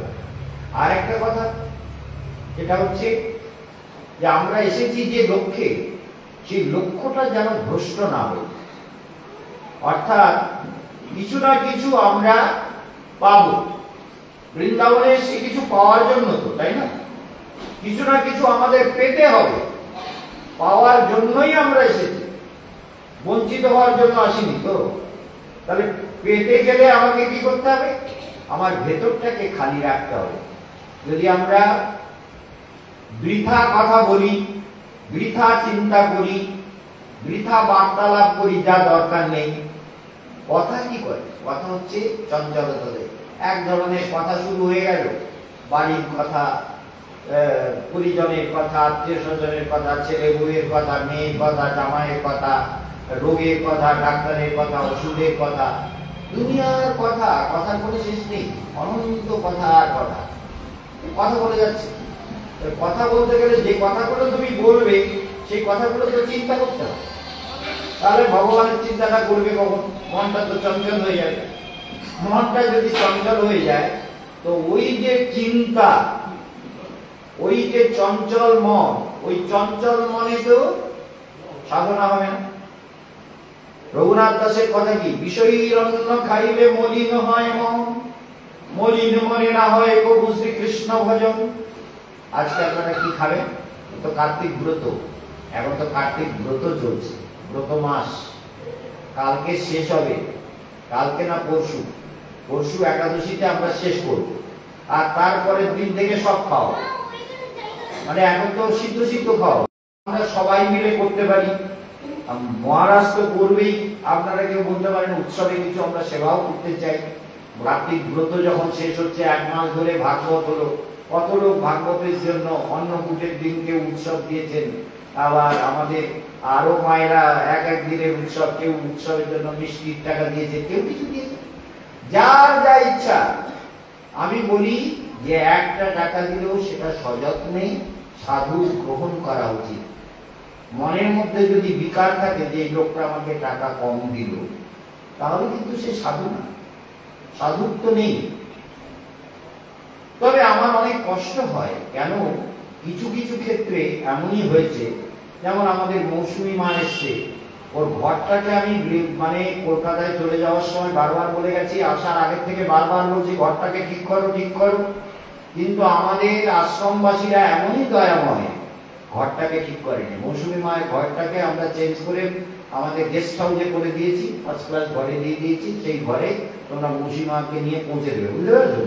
মৌসুমী মার জিনিসপত্র নিয়ে ওই ঘরে দিয়ে আসবে গেস্ট হাউসে, ঠান্ডা মনে থাকে জানো। তাহলে এই ঘরটাকে এদেরকে আমরা সুন্দর করে রেডি করতে বলেছি, ওনারা এমন সুন্দর করেছেন। এসব পর আমার কাছে অবজেকশন শুনে ওনাদেরকে একটু মিষ্টি মিষ্টি রসগোল্লার রস খাইয়েছি। আমি যা রস খাওয়াই সেই রস কিন্তু সাংঘাতিক তিতো। হ্যাঁ, রসগোল্লার রসও দিতে হবে, সে বড় তিতো, হজমায় না, সাংঘাতিক তিতো রস। সেই জন্য আমি কাউকে ছাড়ি না।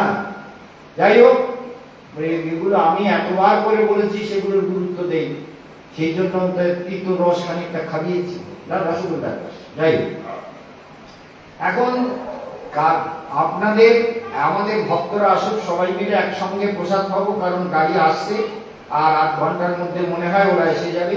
দেখো তো ফোন করে সন্ধ্যা, ওরা কত দূর, গাড়ি এখানে এসছে কিনা। একটা অটো ফটো 2-3টে অটো করলে সব চলে আসবে, মালপত্র নিয়ে উপরে সব আছে, কেরিয়ার আছে। যদি কারো কোনো প্রশ্ন থাকে, কোনো প্রশ্ন, নির্দ্বিধায় প্রশ্ন করলে খুব ভালো হয়। কেউ যদি কোনো প্রশ্ন করতে চান অবশ্য রূপে করবেন। প্রশ্ন করলে কি হয়? ভগবান বলেছেন যে পরিপ্রশ্নেন সেবয়া উপদেক্ষন্তি তে জ্ঞানম জ্ঞানিনস্তত্ত্বদর্শিন। তত্ত্বদর্শী গুরুদেবের কাছে শিষ্য গিয়ে প্রশ্ন দ্বারা সেবা করবে। প্রশ্ন করলে গুরুদেব আনন্দিত হন। ভালো করে শুনবেন, প্রশ্ন করলে আচার্য আনন্দিত হন। আচার্য মাং বিজানিয়া নাবমন্যেত কারহিচিৎ নো মর্তবুদ্ধ আসবে। আচার্য ভগবান, সেই জন্য মর্তবুদ্ধি করো না। ভগবান কৃষ্ণ নিজে বলছেন সর্বদেবময় গুরু। এই জন্য সর্বদেবময় গুরু, সেই জন্য মনে রাখবেন নো মর্তবুদ্ধা। গুরুতে মর্তবুদ্ধি বলে গুরুদেব বোঝা আমাদের মতন মানুষ। গুরুদেব কেন রাগ করলেন? গুরুদেব কেন? গুরুদেব কি করবেন সেটা গুরুদেবের ইচ্ছা। কারণ সাধনা যিনি করেন তিনি জানেন কাকে কিরকম কি বলতে হয়। সেই জন্য মনে রাখতে হবে যে সাধন চেতনাকে সুন্দর করবার জন্য প্রতিনিয়ত যারা চেষ্টাশীল, যারা যত্ন করে, তাহলে তারা সত্যিকারে তাদের কল্যাণ লাভ হয়। মনে রাখতে হবে। সেই জন্য চেষ্টাটা যত্নপূর্বক করা দরকার। চেষ্টাটার মধ্যে কোনো ফাঁকি থাকলে অধ্যাত্ম সাধনা হবে না। এই জন্য বৃন্দাবন কল্পবৃক্ষময় ভূমি। শ্রীয়কান্তকান্তঃ পরম পুরুষঃ কল্পতরুদ্রুমঃ ভূমিশ্চিন্তামণি গণময়ী তোয়মৃতম কথাগানম বংশী প্রিয় সখী চিদানন্দম জ্যোতি পরমপি চ তদস্বান্তমপি চ। ভালো করে মনে রাখবেন শ্লোকটা কি বলছেন। শ্রীয়কান্তকান্ত, লক্ষ্মী বৃন্দাবনকে সাজিয়েছেন কিন্তু আমরা দেখতে পাচ্ছি না। বৃন্দাবনে সব মানে কাঠ পাথরের বাড়ি ভরমান হয়ে গেছে। আমরা যখন এখানে আশ্রম করেছিলাম এখানে কোনো বাড়ি ছিল না। এটা দুটো প্লট নিয়ে করা। এইসব বাড়িগুলো যত দেখছেন সব একটা প্লটে করা। আমাদের এটা দুটো প্লট নিয়ে আশ্রমটা করা, দুদিকে ছাড় আছে। এখানকার বাড়ি কেউ ছাড়ে না, জায়গা ছাড়ে না। যাই হোক, সে কেন ছাড়ে না তাদের অনেক কথা সব বললাম। এই জন্য এই দুটো প্লট নিয়ে যে আশ্রমটা হলো, আশ্রমটা ভগবানের ইচ্ছা হয়েছে। কেন বলুন তো? ভগবানকে ছোটবেলার থেকে সাধনা করতে গিয়ে ভগবানকে যেমন দেখেছি ঘটনাগুলো তেমন ভাবেই ঘটেছে। সব ঘটনা। যদি বলেন কিরকম, এই জমিটা কিনতে গেছি যখন, সরকারি জমি, সরকার তখন প্লটিং করছে, নাম দিয়েছিল নববৃন্দাবন। নববৃন্দাবন বলে একটা বই ছাপিয়েছিল, আর নাম দিয়েছিল চৈতন্য বিহার। তাতেই রাস্তাগুলোর চারিদিকে গাছ টাছ লাগানো, একটা ন্যাচারাল বিউটি এত সুন্দর করে সাজানো। সেই বই থেকে তো আমি জমি কিনতে গেলাম। জমি কিনতে যেতে তো 500 বর্গ গজ জমি আছে ধরুন। তো জমি কিনতে যেতে আমাকে বলছে, অনেক লম্বা কথা, ছোট করে দিই, তো আমাকে বলছে যে আপনি কোন জমিটা নেবেন আপনি পছন্দ করে আসুন। একজনের নাম শ্যাম সিং আর একজনের নাম ছিল বাচ্চু সিং, দুটো প্লাট। আর তখন যে সেক্রেটারি ছিল তার নাম কি মাথায় আসে না, চলে যেত। তো সেক্রেটারি তার কাছে গেলাম, বললো ওই মহারাজকে জমি দেখাবো। তারপরে ওরা বলে আপনি যে জমি পছন্দ করে আসবেন। এবার আমি তো কিছু খোঁজ নিয়েছি, এখানকার জমি বিক্রি, প্লটিং হয়ে গেছে, বিক্রি হয়ে গেছে, বহু জমি বিক্রি হয়ে গেছে, বহু লটারিতে বিক্রি হয়েছে। তো বহু জমি বিক্রি হয়ে গেছে। এই কারণে কোন জমিটা, আমি श्याम सिंह के बोलना तुम हेड क्लर्क हो ना, तो हमको धोखा देना चाहते हो। क्यों धोखा देना नहीं चाहते? अगर हम वहां गए, जो जमीन हमको पसंद होगा वही तुम दोगे? बोले महाराज जी वो जमीन अगर दूसरे ने ले लिया तो कैसे दूंगा? बोले फिर हमको पसंद करने भेज रहे हो? ये सब जगह तो किच्छु छिलो ना, कोनो गड़बड़ी नहीं। তা আমাকে পছন্দ করতে পাঠাচ্ছে, তো আমি গিয়ে পছন্দ কি করব? সেটা যদি বলবেন না এটাও বিক্রি হয়ে গেছে, এটাও বিক্রি হয়ে গেছে, ওটাও বিক্রি হয়ে গেছে, বলে হ্যাঁ ये तो बात है। আরে দেখো তোমাকে আমি ভরসা করছি, श्याम सिंह আর বাকি তোমাকে ভরসা, तुमको भरोसा कर रहा हूं, तुम मुझे जमीन दोगे, जो जमीन हमारे लिए अच्छा हो। तुम ब्रजवासी हो, बाकी बिहारी का रोज बाकी बिहारी दर्शन করতে যায়। আর আমাদের লোকগুলো হচ্ছে প্রকৃতিতে বলতে গেলে ধূর্ত লোক। আমাকে দিয়ে না 4000 টাকা বেশি জমা করিয়েছে। যে श्याम सिंह बाकी बिहारी কে আমি প্রণাম করতে গেছি, श्याम सिंह এর সঙ্গে দেখা। बोले महाराज जी आपको तो सीवर लाइन का 40-80 रुपया जमा करना था, आपने 84,000 क्यों जमा किया? যে করিয়েছে সে আরেক শয়তান। সেগুলোর নাম বললে আমি এখনই বললে আর একটা ঝামেলা হবে। মানে নিজের লোক, বিশ্বস্ত লোক যত শয়তানি করে, মনে রাখবেন জগতে যারা আপনার সর্বনাশ করে নিজের লোক করে, বাইরের লোক কেউ করে না। বিশ্বাস করেন তো এটা? একদম 100% শিওর। বাইরের লোক করে না, যা করে নিজের লোক করে। এটা মনে রাখবে যে আপনার ভেতরে বেশি ঢুকবে, সে আপনার বেশি সর্বনাশ করবে। এই জন্য বেশি ঢুকতে দিলেই সমস্যা।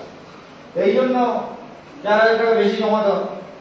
बोलते आपका 4,000 रुपया तो ज्यादा जमा किया हुआ है, आप अपना चेक ले लेना आके एप्लीकेशन देके कि 4,000 रुपया ज्यादा जमा हुआ है, आप एप्लीकेशन। तो আমি গিয়ে পরের দিন অফিসে একটা অ্যাপ্লিকেশন দিলাম, যে 4,000 টাকার আর একটা চেক নিয়ে এলাম, নিয়ে এসে ব্যাংকে ক্যাশ করে দিলাম। চিন্তা করুন, নিজের লোকরা এইরকম ধূর্তামি করে। পরের লোকরা আপনি করবেন আমার সঙ্গে? আপনি করবেন না, করবে নিজের লোক। যাদেরকে বিশ্বাস করবেন, এই জগতে বিশ্বাস পাত্র পাওয়া খুব কঠিন, মনে রাখবেন। বিশ্বাস যোগ্য বিশ্বাস। এই কিছুদিন আগে আমার আশ্রমে একটা চুরি হয়েছে। কে করেছে? নিজে। হ্যাঁ, আচ্ছা ঠিক আছে। তাহলে কি আমরা কি এদেরকে প্রসাদ পাই? ঠিক আছে। তাহলে আমাদের বাস আরো 14 কিলোমিটার দূরে আছে, তারপরে এখানে আসবে, এখান থেকে অটো করে আসবে। তো আমরা বেশি ওদের জন্যই আমি আরো চাইছিলাম যে প্রোগ্রামটা একটু লেন্দি করে সবাইকে শোনানো দরকার। আপনারা যারা যারা যেখানে আছেন সবাইকে বলে দেবেন যে কালকে আমরা চেষ্টা করব 6টায় বাস ছাড়া।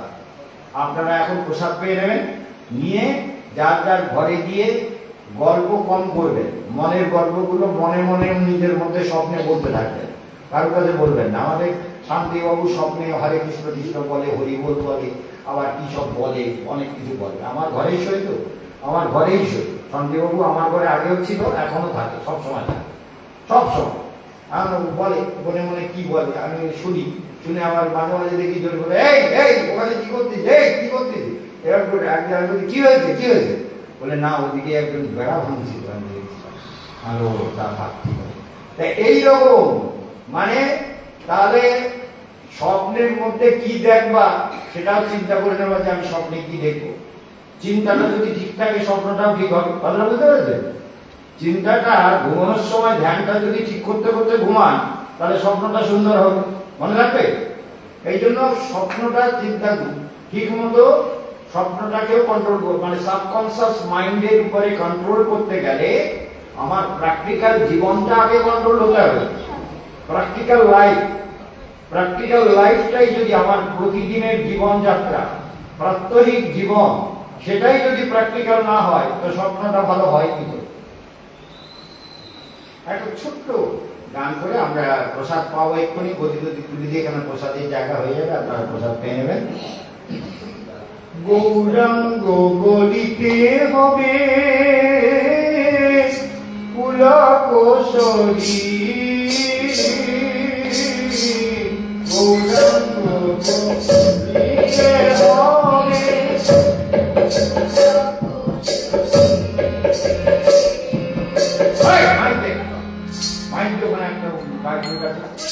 হরি হরি বলিতে জনে ভবে হরি হরি বলিতে জনে ভবে আর কবে নিতাই করুণা করিবে, আর কবে নিতাই করুণা করিবে। সংসার বাসনা কবে তুচ্ছ হবে, আর সংসার বাসনা কবে তুচ্ছ হবে। বিষয় ছাড়িয়া কবে শুদ্ধ হবে, বিষয় ছাড়িয়া কবে শুদ্ধ হবে ওরে হামু হিরব